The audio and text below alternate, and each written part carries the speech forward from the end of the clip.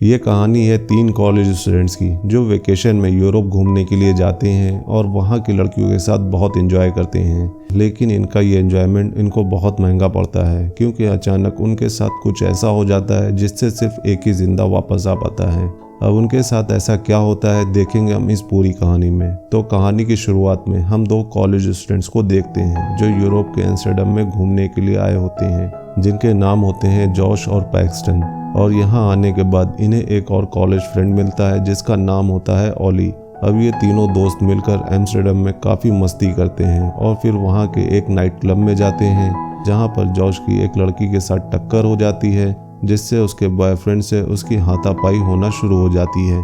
लेकिन बाद में पैक्सटन और ओली उसे बचाकर वहाँ से ले आते हैं। अब जब ये लोग वापस क्लब से हॉस्टल आते हैं तो काफ़ी रात हो चुकी थी, इसलिए हॉस्टल का गेट बंद हो चुका था। पैक्सटन काफ़ी ज़ोर ज़ोर से गेट नॉक करता है जिस वजह से उनका एक पड़ोसी खिड़की पर आकर उन पर चिल्लाना शुरू कर देता है।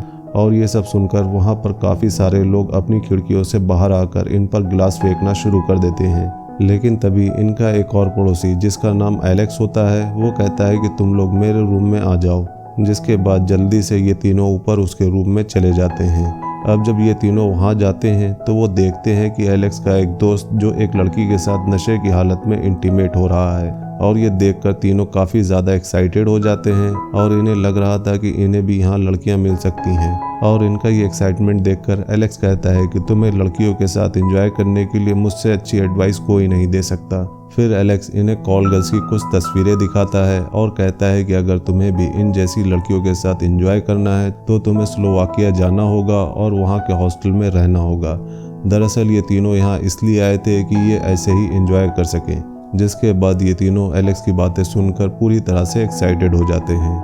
और तो और एलेक्स उन्हें कहता है कि जब मैं स्लोवाकिया गया था तो मैंने भी वहाँ बहुत मस्ती की थी। और ये सब उन लड़कियों की तस्वीरें हैं। जिसके बाद ये तीनों डिसाइड कर लेते हैं कि वो भी स्लोवाकिया जाएंगे। जिसके बाद वो अगले दिन ही ट्रेन से अपनी मंजिल की तरफ निकल पड़ते हैं और तीनों ट्रेन में काफ़ी हंसी मजाक कर रहे होते हैं। फिर उनके केबिन में एक मिडिल एज का आदमी आता है और उनके पास बैठकर उनके साथ काफ़ी बातें करता है। फिर जब वो खाना खा रहा होता है तो उसका हाथ कांपने लगता है जिसे देखकर तीनों को थोड़ा अजीब लगता है। लेकिन फिर वो आदमी जॉश की थाई पर हाथ रखता है जिससे जॉश उस पर काफ़ी ज़ोर से चिल्लाता है और कहता है कि मुझे टच मत करो। इसके बाद वो आदमी सॉरी कहकर वहाँ से चला जाता है। अब इसके बाद ये तीनों स्लोवाकिया पहुँच जाते हैं, लेकिन स्टेशन पर उतरने के बाद उन्हें वहाँ पर पूरा स्टेशन सुनसान दिखाई देता है। जिसके बाद तीनों वहाँ से एक टैक्सी लेकर हॉस्टल की तरफ निकल जाते हैं और थोड़ी देर बाद वहाँ पहुँच जाते हैं। पर जब ये तीनों वहाँ पहुँचते हैं तो इन्हें वहाँ पर हर जगह लड़कियाँ ही लड़कियाँ दिखाई देती हैं, जिन्हें देखकर ये तीनों काफ़ी ज़्यादा खुश हो जाते हैं। इसके बाद वो वहाँ पर रिसेप्शन से रूम की चाबियाँ लेते हैं और उससे पूछते हैं कि क्या यहाँ पर प्राइवेट रूम मिल सकता है जिसमें रूममेट्स हों। जिसके बाद रिसेप्शनिस्ट कहती है कि हाँ, यहाँ पर बस 2 ही रूममेट्स आपको मिल सकती हैं। इसके बाद वो चाबी लेकर अपने रूम की तरफ जाते हैं जहाँ पर उन्हें 2 रूममेट्स मिलती हैं जिनके नाम होते हैं नटालिया और स्वेतलाना, जिन्हें देखकर तीनों काफ़ी खुश हो जाते हैं। अब इसके बाद नटालिया और स्वेतलाना इन्हें स्पा जाने के लिए इनवाइट करती हैं। फिर इसके बाद हम स्पा के अंदर का सीन देखते हैं जहाँ पर ये सभी बिना कपड़ों के स्पा ले रहे होते हैं और आपस में बातें कर रहे होते हैं। नटालिया बोलती है कि मैं एक रशियन हूँ और यहाँ सब अपना अपना नाम एक दूसरे को बताते हैं। फिर नटालिया कहती है कि क्यों ना तुम लोग हमारे साथ आज रात नाइट क्लब चलो, बहुत मज़ा आएगा। जिसके बाद सब लोग चलने के लिए तैयार हो जाते हैं। इसके बाद हम देखते हैं कि ये तीनों नाइट क्लब में जाकर एंजॉय करना शुरू कर देते हैं और नटालिया और स्वेतलाना के साथ तीनों काफ़ी डांस करते हैं। और फिर थोड़ी देर बाद जॉश ताज़ी हवा लेने के लिए क्लब से बाहर आता है जहाँ पर उसे कुछ बच्चे घेर लेते हैं और उससे ज़बरदस्ती पैसे मांगने लगते हैं। लेकिन तभी वहाँ पर वही ट्रेन वाला मिडिल एज आदमी आता है और उन बच्चों को कुछ पैसे देकर वहाँ से भगा देता है। इसके बाद जॉश उसे थैंक्स कहता है और उसे एक ड्रिंक्स ऑफर करता है। फिर हम देखते हैं कि दोनों साथ में ड्रिंक्स कर रहे होते हैं कि तभी दोनों की बातें करते दौरान जॉश उस आदमी के हाथ में एक टैटू देखता है जो कि थोड़ा अजीब सा होता है, लेकिन वो इस बात को इग्नोर कर देता है। अब ये दोनों यहाँ पर बात कर ही रहे होते हैं कि वहाँ पर नटालिया आकर जॉश को अपने साथ ले जाती है। फिर हम देखते हैं कि जॉश, पैक्टन और ओली ये तीनों लड़कियों के साथ इंटीमेट होना शुरू हो जाते हैं और पूरी रात काफ़ी एंजॉय करते हैं। और पूरी रात ऐसे ही गुजारने के बाद जब सुबह होती है तो पैक्सटन और जॉश को यहाँ पर ओली दिखाई नहीं देता। इसके बाद दोनों उसे ढूंढना शुरू कर देते हैं और नीचे जाकर रिसेप्शनिस्ट से पूछते हैं कि क्या आपने ओली को देखा है। तो रिसेप्शनिस्ट इन्हें रजिस्टर दिखाता है और बोलता है कि वो तो सुबह होते ही यहाँ से निकल चुके हैं। ये सुनकर दोनों काफ़ी शॉक हो जाते हैं। इसके बाद ये कई बार ओली को फ़ोन भी लगाते हैं, लेकिन वो फ़ोन नहीं उठा रहा था, इसलिए वो उसे एक वॉइस मैसेज कर देते हैं। लेकिन तभी वहाँ पर एक जापानीज़ लड़की आती है जो उन लोगों को एक मोबाइल में पिक्चर दिखाती है, जिसमें हम ओली को देखते हैं जो एक लड़की के साथ था। पिक्चर देखकर दोनों को लगता है कि शायद ओली किसी लड़की के साथ एंजॉय कर रहा है, लेकिन फिर भी वो उसे ढूंढने के लिए शहर की तरफ जाते हैं। पर रास्ते में उन्हें वही बच्चों का ग्रुप मिलता है जो इनसे पैसे मांगने लगते हैं। तभी जैश पैक्सटन को बताता है कि ये बच्चे बहुत ही खतरनाक हैं जो लोगों से इसी तरह से पैसे मांगते हैं। तभी उन दोनों को वहाँ पर एक आदमी नजर आता है जिसने ओली की तरह जैकेट पहना हुआ था। इससे उनको लगता है कि शायद वही ओली है, तो वो उसका पीछा करते हुए आगे बढ़ने लगते हैं और चलते हुए एक म्यूजियम में पहुंच जाते हैं, जहां जाकर वो काफ़ी डरावनी चीज़ों को देखते हैं। और फिर उस जैकेट वाले आदमी को देखकर इनको पता चलता है कि वो किसी और का पीछा कर रहे थे, जिसके बाद वो दोनों उदास होकर वहां से लौट आते हैं। इसके बाद उन्हें ओली का मैसेज आता है जिसमें वो उनको बताता है कि वो घर वापस जा रहा है, जिसमें एक पिक्चर मैसेज भी था। लेकिन हमें यहाँ पर यह पता चलता है कि ओली को किसी ने किडनैप करके उसका सर धड़ से अलग कर दिया है और एक आदमी वहाँ पर एक लड़की को भी टॉर्चर कर रहा है और वो ज़ोर ज़ोर से चीख रही है। वहीं ओली के दोस्त उसे एक बार फिर से कॉल करते हैं, लेकिन उसका कॉल नहीं लगता। तभी वहाँ पर नटालिया और स्वेतलाना आती हैं जो उन दोनों को एक बार फिर से उसी बार में एंजॉय करने के लिए कहती हैं। लेकिन जॉश वहाँ पर नहीं जाना चाहता क्योंकि उसे ओली की फिक्र हो रही थी। पर पैक्सटन जॉश को समझाता है कि शायद ओली अपने घर पहुँच गया होगा, क्योंकि वो पहले भी ऐसा कर चुका है। जिसके बाद जॉश अब पैक्सटन के साथ चलने के लिए रेडी हो जाता है और दोनों उसी बार में पहुंच जाते हैं। और इसी दौरान वो दोनों लड़कियां उनके ड्रिंक्स में कुछ मिला देती हैं, जिससे जॉश और पैक्सटन की तबीयत बिगड़ने लगती है। लेकिन जॉश अपनी हालत बिगड़ती हुई देखकर वहां से वापस हॉस्टल में आकर सीधा अपने कमरे में जाकर बेहोश हो जाता है। और उधर पैक्सटन की भी हालत ख़राब हो चुकी थी, जिससे वो वॉशरूम के लिए जाता है, लेकिन अंदर जाते ही वॉशरूम का डोर बाहर से कोई लॉक कर देता है, जिसके बाद वो वहीं पर बेहोश हो जाता है। अब अगले सीन में हम जॉश को देखते हैं। जब उसकी आंखें खुलती है तो वो अपने आप को किसी रूम में पाता है, जहां पर चारों तरफ से उसे बहुत सारे औजार नज़र आते हैं और उसके चेहरे पर एक मास्क लगा हुआ था, जिससे वो काफ़ी घबरा जाता है। तभी वहां पर एक आदमी आता है जो उसका मास्क हटाता है और उसकी छाती पर ड्रिल मशीन से छेद करने लगता है, जिससे जॉश बहुत ज़ोर ज़ोर से चिल्लाने लगता है और उसकी हालत बहुत ही ज़्यादा ख़राब हो जाती है। तभी हम देखते हैं कि वो आदमी कोई और नहीं बल्कि वही ट्रेन वाला आदमी है और वो जॉश को बताता है कि मैं बचपन से ही एक सर्जन बनना चाहता था, लेकिन मेरे हाथ कांपने की वजह से नहीं बन पाया। पर जॉश उससे कहता है कि प्लीज़ मुझे यहाँ से जाने दो, लेकिन वो आदमी जॉश की एक भी नहीं सुनता और उसके दोनों पैरों की नसें काट देता है। और उसके बाद वो उसके दोनों हाथों को खोलकर वहाँ से जाने के लिए कहता है, जिसके बाद जब जॉश वहाँ से भागने की कोशिश करता है तो वो नीचे गिर जाता है। फिर वो वहाँ से रेंगते हुए रूम से बाहर निकलने की कोशिश करता है, लेकिन तभी वो आदमी जॉश को मार देता है। अब इसके बाद हम पैक्सटन को देखते हैं जिसे होश आ चुका था। उसके बाद वो रिसेप्शन में पहुँचता है और रिसेप्शनिस्ट के पास जाने पर उसे पता चलता है कि कल रात को ही उसने यहाँ से चेकआउट कर लिया था, पर उसे समझ नहीं आता कि उसने कल रात कब चेकआउट कर लिया। इसके बाद वो रिसेप्शनिस्ट से हॉस्टल में एक और रूम बुक करता है और वहाँ की चाबी लेकर एक रूम की तरफ जाता है, जहाँ पर उसे दो लड़कियां नज़र आती हैं जो उसे पहले की तरह स्पा में आने के लिए इनवाइट कर रही थी, पर उसे समझ नहीं आ रहा था कि उसके साथ हो क्या रहा है। इसके बाद वो बाहर आकर जॉश को कॉल लगाता है, लेकिन उसका कॉल नहीं लगता, इसलिए वो शहर के पुलिस स्टेशन में जाता है, लेकिन पुलिस भी उसकी कोई मदद नहीं करती।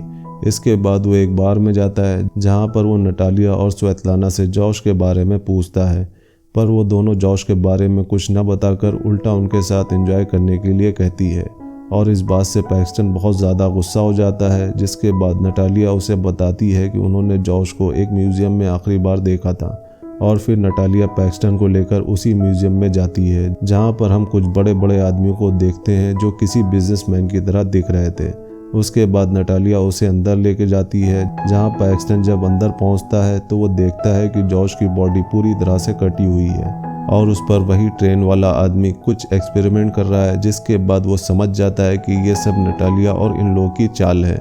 जिससे वो गुस्सा होकर नटालिया को गाली देने लगता है। तभी वहाँ पर दो आदमी आकर उसे घसीटते हुए ले जाने लगते हैं और जब उसे घसीटते हुए ले जा रहे थे तो वो काफ़ी लोगों को यहाँ पर देखता है जिनके साथ ये लोग काफ़ी बुरी तरह से बर्ताव कर रहे थे और उन्हें टॉर्चर करके मार रहे थे। ये सब देखकर पैक्सटन की हालत ख़राब हो जाती है, जिसके बाद पैक्सटन को ये लोग एक रूम में बांध देते हैं। फिर उसके सामने मास्क पहने हुए एक साइको आदमी आता है जो पैक्सटन को टॉर्चर करना शुरू कर देता है और उसके मुंह में एक बॉल बांधकर उसके सर पर बंदूक तान देता है और फिर बंदूक साइड में रख के बाहर जाकर एक चेन शॉ मशीन लेकर आता है और जैसे ही वो मशीन पैक्सटन देखता है तो वो उल्टियाँ करना शुरू कर देता है और उसकी हालत बिगड़ने लगती है। इसके बाद वो आदमी उसके मुंह की पट्टी हटाकर उसका हाथ काटने वाला होता है, लेकिन तभी उसकी उंगलियां कट जाती हैं, जिस वजह से पैक्सटन की हथकड़ियां खुल जाती हैं और वो आदमी पैक्सटन को काटने के लिए उसकी तरफ तेजी से भागता हुआ आता है, लेकिन तभी उसका पैर फिसल कर उसके ऊपर ही वो मशीन गिर जाती है और उसके पैर कटना शुरू हो जाते हैं। तभी मौका पाकर पैक्सटन किसी तरह से अपने आप को छुड़ाता है और वहां पर रखी बंदूक लेकर उसका सर उड़ा देता है। तभी गोली की आवाज़ सुनकर बाहर बैठा एक गार्ड अंदर आता है और वो देखता है कि उसके साथी की मौत हो चुकी है। तभी पैक्सटन पीछे घूमकर उसे भी गोली मार देता है और फिर वो एक अजीब सा सूट पहनकर वहाँ से भागना शुरू कर देता है, लेकिन वहाँ पर काफ़ी सारे गार्ड्स होते हैं जिनसे बचने के लिए वो एक कमरे में चला जाता है जहाँ पर उसे एक लड़की की लाश मिलती है जिसे काफ़ी बुरी तरह से मारा गया था।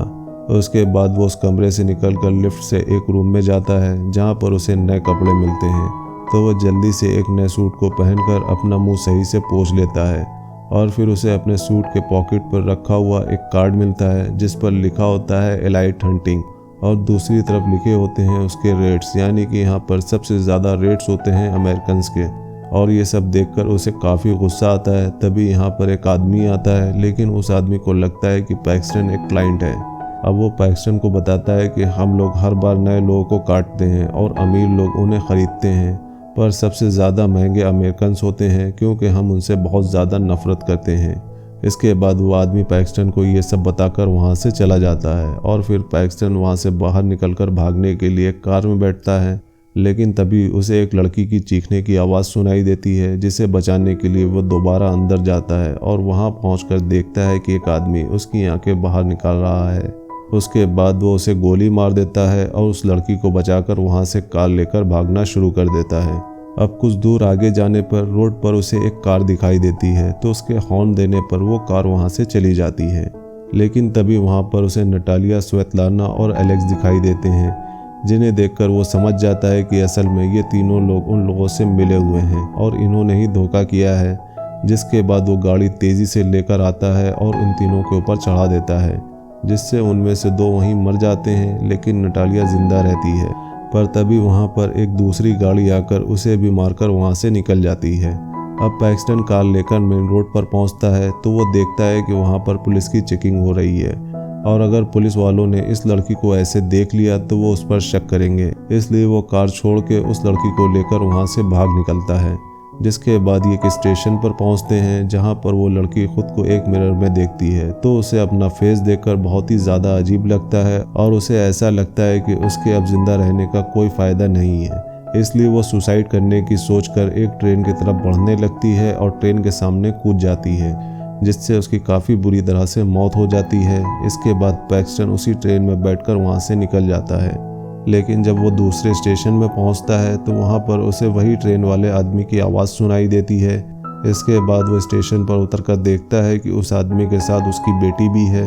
तभी वो उनका पीछा करने लगता है और आगे जाकर देखता है कि वो आदमी अपनी बेटी को अलग वॉशरूम में छोड़कर खुद एक अलग वॉशरूम में गया है। जिसके बाद वो आदमी बाहर निकलता है तो वहाँ पर उसकी बेटी उसे नहीं मिलती, तो वो उसे बहुत ढूंढने की कोशिश करता है, लेकिन उसे फिर भी नहीं मिलती क्योंकि पैक्सटन उसकी बेटी को उठा के वहाँ से ट्रेन से निकल जाता है। इसका मतलब पैक्सटन उसकी बेटी को किडनैप करके अपने दोस्तों का बदला लेना चाहता है और इसी सीन के साथ ये कहानी यहीं पर ख़त्म हो जाती है। तो ये थी हॉस्टल फिल्म की सारी कहानी। आपको ये कहानी कैसी लगी हमें कमेंट्स में ज़रूर बताइएगा। अगर मूवी का एक्सप्लेनेशन पसंद आया हो तो वीडियो को लाइक करिएगा और चैनल को सपोर्ट करने के लिए सब्सक्राइब करिएगा, ताकि हम आपके लिए ऐसे ही इंटरेस्टिंग मूवीज़ के एक्सप्लेनेशन लाते रहें। मिलते हैं नेक्स्ट मूवी एक्सप्लेनेशन वीडियो में, तब तक के लिए बाय बाय।